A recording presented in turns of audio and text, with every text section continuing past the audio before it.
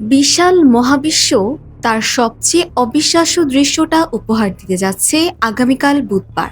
হুট করেই উধাও হয়ে যাবে সূর্য, দিনের আলো গিলে নেবে এক গভীর অন্ধকার। ১৯৯৯ সালের পর ইউরোপের বুকে আর কখনো এমন ঘটেনি।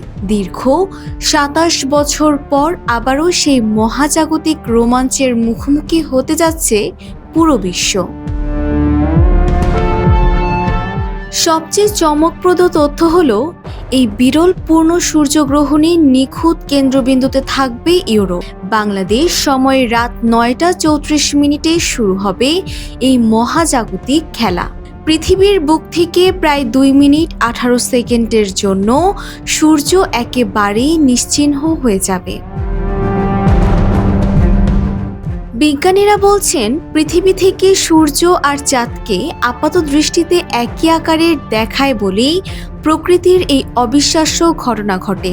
যদিও প্রতি বছরই কয়েকবার গ্রহণ হয়, কিন্তু এমন পূর্ণ সূর্যগ্রহণ সত্যিই বিরল। স্পেনের বেশিরভাগ অংশ সহ আইসল্যান্ড, গ্রিনল্যান্ড আর পর্তুগালের প্রায় ১.৫ কোটি মানুষ এবার সোজা পাথ অব টোটালিটি বা পূর্ণগ্রাসের রিংসাইড ভিউতে থাকবেন। তিব্বত লাক্সারি শো, বাংলাদেশের রূপ।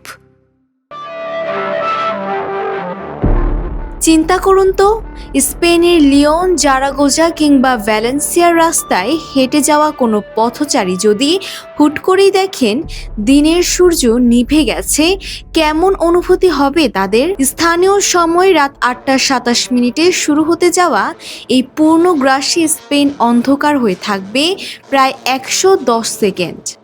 এমনকি মাদ্রিদ বা বার্সেলোনার মতো শহরগুলো পূর্ণগ্রাসের সামান্য বাইরে থাকলেও সেখান থেকেও সূর্যের প্রায় ৯৯%ই ঢেকে যেতে দেখা যাবে। তবে শুধু ওই ১.৫ কোটি মানুষই নয়, পশ্চিম ইউরোপ, আফ্রিকার উত্তর পশ্চিম অংশ আর আমেরিকার কিছু এলাকা মিলে বিশ্বের প্রায় ৯৮ কোটি মানুষ সাক্ষী হবেন এই বিরল মুহূর্তের।